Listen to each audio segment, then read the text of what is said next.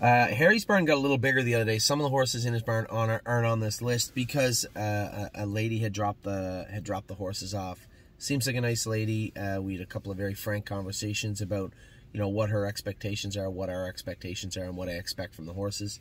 Almost there, boss. He's done for the season. We had these OCDs out. He'll probably need a little more stall rest than just the OCD stall rest, as he had a little bit of a shadow in his knee and just had some wear and tear on him this year. So a great job by him to persevere and have an okay year.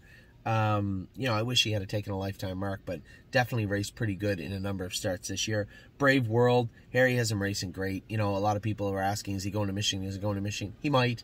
There's no need to send him to Michigan right now. I'm not just going to put him on a truck so that he can be in Michigan. He's going to race for as much or more money right here, and he's doing very good here. So for now, he's staying right here. Don't believe me, just watch when on the Lasix program. I think it's pretty obvious. Just pull up his lines. When you see the inconsistency in a horse that we know is pretty consistent. He overachieved from what I thought he would be as a 4-year-old, but it's not like he won the Breeders' Crown or won the Open anywhere. He's just done okay, and happy for the people that own him, and happy for Don't Believe Me, Just Watch. But, he is getting close to being out of that class, and he will be entering the condition claimer ranks again at some point in the future. Miss Meringue, she's just a horse. She's just present. Again, another one that we had to put on Lasix last week. There wasn't a ton of blood there, but there was enough where it was like, all right, she didn't race very good. She raced like a horse that was bleeding. Let's put her on Lasix, and that's exactly what we did. No free lunch, just recuperating from that fractured coffin bone. The fracture itself wasn't bad, and after seeing how Will to Win Hanover has jogged, I'm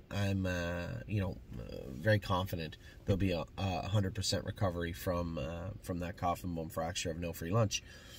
Tioga Sunshine raced great the other day, a winner. That's why it's so important to race the horses where they belong and where they can win. That's exactly what Harry did, so great job by Harry to do that, and a great victory for Tioga Sunshine.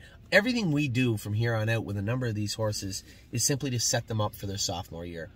Confidence, experience, put some money on the card, wouldn't hurt, but at the same time, focus on 2022, and you can tell that Tioga Sunshine could be a really nice filly for us in 2022. And then Tipsy and Dixie. What more can you say about Tipsy and Dixie? An incredible filly that we've had a lot of luck with, that's going to close out her year very strongly. I talked about in the 3-year-old section, she will be sold at some point. She just made too much and has too many wins for us to be able to competitively and consistently race her anywhere. So it has nothing to do with her. A ton of, I couldn't have more respect for Tipsy and Dixie. She's just been a beacon for us over the last 2 years, and very, very happy, proud of the work that they do at Harry's Barn and Nellie and everybody with that filly. Just been a great horse. So hopefully her sister follows in her footsteps as a 3-year-old also. So that's Harry's Barn. We got Jason's Barn left. There's a lot of them. I'm going to talk about them in just a second.